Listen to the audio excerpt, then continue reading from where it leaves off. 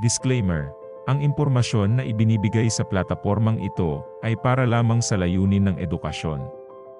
Ang lahat ng impormasyon dito ay kinuha mula sa open source at ipinaliwanag sa Tagalog upang mas maintindihan ng mga Filipino preppers. Ang pagiging taong abo o gray man. Maring dumating ang panahon kung saan ikaw o ang iyong pamilya ay kailangang tumawid sa isang lugar nang hindi napapansin ng karamihan, lalo na sa panahon ng kaguluhan upang makarating sa isang lugar ng ligtas o sa iyong tahanan. Alam mo ba kung paano makisabay sa karamihan nang hindi nakakatawag ng pansin? Kaya mo bang maging isang taong abo? Ano ang taong abo o ang gray man? Ang konsepto ng taong abo ay ang kakayahan ng isang individual na umanib at hindi mabukod sa isang grupo nang hindi nabibisto. Ito ay isang paraan ng paglaho sa likuran ng anumang kapaligiran na kinalalagyan mo nang hindi mo tinatawag ang atensyon ng mga nasa paligid mo. Ito ay pagiging iba, kung saan wala ni isa man ang makakakilala sa iyo. Sa konteksto ng paghahanda o prepping, ang konsepto ng gray man ay lubos na kapakipakinabang sa mga sitwasyon kung saan kinakailangan mong maging aktibo, ngunit hindi nakakatawag ng pansin. Sa pamamagitan nito, mas mababawasan mo ang posibilidad na maging target ng mga taong nais kumuha ng mga bagay na pakikinabangan mo at ng iyong pamilya sa panahon ng sakuna. Kaya naman, bakit mahalaga ang pagiging taong abo pagkatapos ng isang malaking kalamidad at kung may mahabang panahon ng pagkawala ng kuryente sa iyong lugar? Sa kalaunan, magiging desperado ang mga tao. Kung ikaw ay mayroong tinatagong yaman o mahalagang bagay, ikaw ay magiging target. Sa artikulong ito, tatalakayin din natin ang mas malawak na aplikasyon sa konteksto ng isang sitwasyon pagkatapos ng sakuna o ang tinatawag na SHTF. Tatalakayin din natin ang 3 patakaran upang maging isang taong abo o gray man. Simulan natin. Patakaran 1. Tukuyin ang iyong batayan o pundasyon. Ano nga ba ang batayan o pundasyon sa konteksto ng usapang ito? Ito ay ang pagtukoy kung ano ang normal para sa ugali at itsura sa isang kapaligiran. Halimbawa, kung ako ay nasa tabing dagat, inaasahan kong ang mga tao ay nakasuot ng swimming trunks, shirt, bathing suits, at inaasahan kong nagpapahinga ang mga tao. Samantalang kung ako ay nasa isang boardroom meeting kasama ang mga executives, inaasahan ko ang formal na kasuotan tulad ng mga suit at inaasahan ko ang mga tao ay kumikilos ng professional at business-like. Hindi lamang ang kasuotan ang bahagi ng batayan, kundi ang pag-iral ng tao, pagkilos, at pag-ugali ay mahalaga rin. Sa isang wedding reception, inaasahan kong ipakita ng mga tao ang kasiyahan, samantalang sa isang libingan, ang pagpapahayag ng lungkot at kalungkutan ang normal. Kaya ang batayan ay isang kombinasyon ng maraming bagay na may kinalaman sa isang konsepto. Ano ang normal para sa isang kapaligiran pagdating sa itsura, kilos, pakikipag-usap, at asal ng mga tao? Paano mo tutukuyin ang batayan sa isang bagong kapaligiran? Simple lang, manood at magmasid. Bago ka pumasok sa isang lugar, magmasid ka at alamin kung paano ang kasuotan, kilos, at ugali ng mga tao, at gumawa ng paraan upang magaya ito.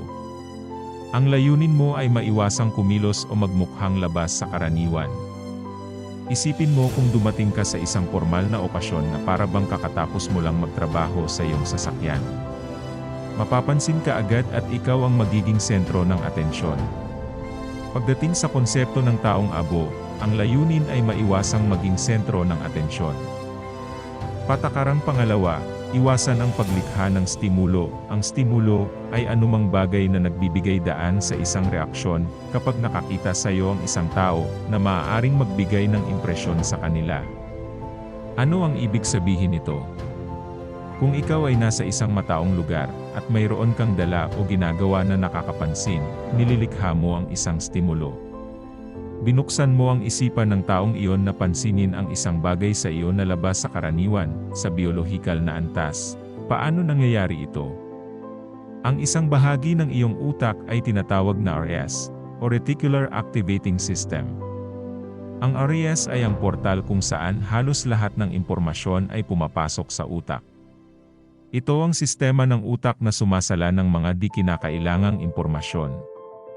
Araw-araw kang binobomba ng maraming stimulo, at kung hindi sasalain ng utak mo ang mga bagay na itinuturing nitong hindi importante, magdudulot ito ng sobrang pagbibigay diin sa pandama. Bibigyan kita ng halimbawa na marahil ay naranasan mo na. Nangyari na bang ikaw ay nasa isang party o social event, nakikipag-usap sa isang tao, na napalibutan ng maraming ibang tao na nag-uusap, at may nagsabi ng iyong pangalan sa kabilang dako ng kwarto? Ito ay nagbigay daan sa isang reaksyon sa iyong utak, nagpasya ang RAS na huwag itong baliwalain, at sa halip ay binigyan ka ng abiso. Hindi man sumigaw ng iyong pangalan ang taong iyon, ngunit agad na pumansin ang iyong utak dito. Ang utak mo sa buong oras na iyon ay naglilinis ng ingay sa paligid ng kwarto, ngunit biglang nagbigay daan sa iyo patungo sa isang bagay na mahalaga, sa konteksto ng talakayang may kinalaman sa paghahanda o prepping. Isipin ang suot mo o ginagawa na maaaring ituring na labas sa karaniwan, at maaaring magbigay daan sa atensyon ng iba. Bumabalik tayo sa ating talakayan ukol sa batayan. Hindi natin gusto ang anuman tungkol sa ating anyo na magdudulot ng pagtangi sa ating katauhan kapag tiningnan ng iba o ng karamihan. Sa sandaling nilikha natin ang isang stimulo sa isip ng ibang tao, ang kanilang atensyon ay nasa atin na. Sa panahon ng kaguluhan, hindi mo nais na maging sentro ng atensyon. Kung sinusubukan mong makalakad sa gitna ng isang mataong lugar, kailangan mong magmukhang normal at tila kasama ka ng karamihan. Paano natin iiwasan ang paglikha ng stimulo? Paano natin maihahambing ang ating batayan? Patakaran pangatlo, umanib sa karamihan. Ngayong naipaliwanag na natin ang pundasyon tungkol sa batayan at kung paano nililikha ang isang stimulo, pag-usapan natin ang 4 na bagay na maaari mong kontrolin upang makatulong para sa iyong pagiging isang taong abo. Una, ang iyong kasuotan. Una sa lahat, kailangan mong magsuot ng damit na normal para sa iyong batayan. Ano ang suot ng mga tao sa paligid mo? Ano ang normal? Sa ilang bahagi ng bansa, ang pagsusuot ng camouflage sa pampublikong lugar ay maaaring maging normal, samantalang sa ibang lugar, mukha kang katangi-tangi, isalang-alang ang mga logo sa iyong damit. Ang pagsusuot ng damit na may logo ay maaaring mag-trigger ng stimulo sa isip ng ibang tao. Samantalang ang pagsusuot ng simpleng t-shirt na may malamlam na kulay at walang logo o marka ay malamang na hindi tatawag ng atensyon ng sinuman. Tandaan ang ating nakaraang talakayan ukol sa RAS. Ang plain na puting damit ay napifilter lamang ng isipan ng isang tao, habang ang mga marka o tanda sa iyong katawan ay mangangahulugang mapapansin ka ng mga tao at maaaring maging dahilan para sa kanilang pagmamasid sa iyo. Halimbawa, may isang sombrero ako na dati kong isinusuot na may Philippine flag.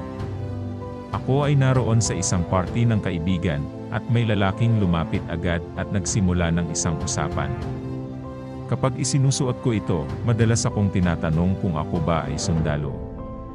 Ang sombrero, na aking iniisip na maganda, ay marahil ay mas mainam na isuot kapag ako ay pumupunta sa firing range, at hindi ko na ito isinusuot sa pampublikong lugar. Bakit? Ang sombrero ay nagiging dahilan ng agad na stimulo sa mga tao, at nag-iwan na ako ng impresyon sa kanilang isipan. Sa isang maayos na sitwasyon, maaaring ituring ako ng iba na isang banta, at una akong maging target. Kapag ikaw ay isang taong abo o gray man, magsusuot ka ng malamlam na kulay. Iwasan ang mga damit at aksesoryo na kapansin-pansin. Ang issue sa pagiging taong abo o gray man ay hindi tungkol sa pagsusuot ng tactical na damit kundi sa pagpapasabay lamang sa suot ng ibang tao sa iyong paligid.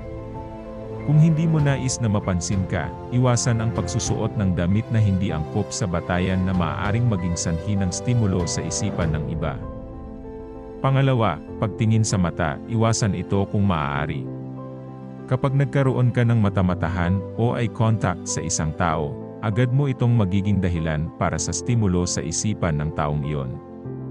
Naranasan mo na bang dumaan sa isang mall at makita ang isang kiosk kung saan may nagtatangkang magbenta ng produkto? Ano ang kanilang ginagawa? Sinusubukan nilang maakit ang iyong atensyon para bumili ng kanilang produkto. Sa sandaling magkaroon kayo ng mata-matahan o eye contact, ang gagawin nila ay subukan kang kausapin. Kapag ako'y naglalakad, karaniwang iniingatan kong nakatuon ang aking mata papunta sa harap upang hindi magkaroon ng koneksyon. Ang pagkakaroon ng eye contact ay nagbibigay ng rason sa ibang tao na kausapin ka. Bukod sa eye contact, iwasan din ang pagtutok sa mga usapin kung maaari. Ito ay mas masama dahil ang isang usapin ay magbubunga ng maraming impresyon sa isipan ng isang tao. Pangatlo, kilos, huwag magpakita ng panganib. Kahit na may bitbit kang nakatagong armas, ang huli mong nanaisin ay ang pag-akit ng pansin ng iba. Sa pamamagitan ng pagkakaroon ng isang payak at kalmadong anyo, binabawasan mo ang tsansa na mapansin ka ng iba. Kung nasa gitna ka ng karamihan, sundan mo lang ang agos. Kapag inoobserbahan mo ang iyong paligid, maging kasual tungkol dito.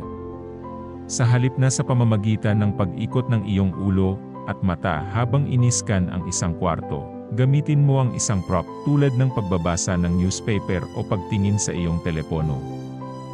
Upang magamit ang iyong peripheral na pangitain, para masusing matignan ang mga pangyayari sa paligid mo nang hindi nagdudulot ng pagtawag ng atensyon ng mga tao sa paligid. Pang-apat, amoy. Para sa mga mahilig mangaso o maghunting, alam na alam nyo ang prinsipyong ito. Kung ikaw ay nasa itaas at may malakas na amoy, mararamdaman ito ng mga hayop at mag-iingat sila. Nilikha mo ang isang stimulo na nagpapahiwatig sa hayop na may banta at may hindi tamang nangyayari. Sa konteksto ng ating usapan, ang amoy ay maaaring magbigay ng impresyon na maaaring mapansin ka ng ibang tao.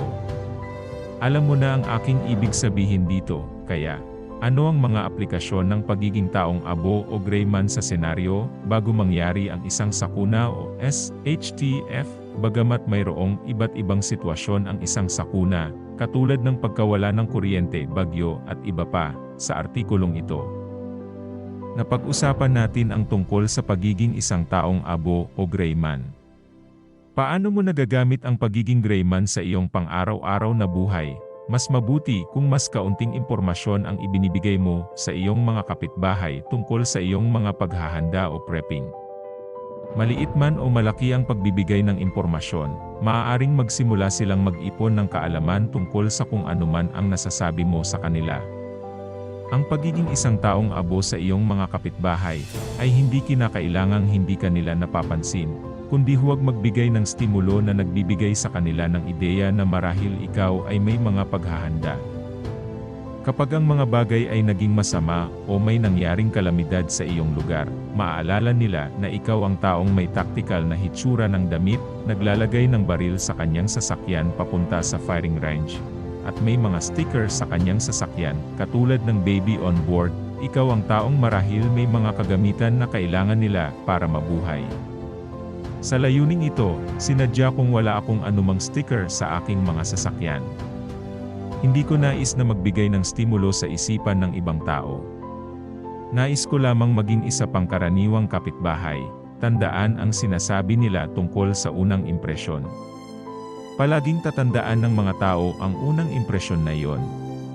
Sa ating kaso, hindi natin nais na magbigay ng anuman impresyon.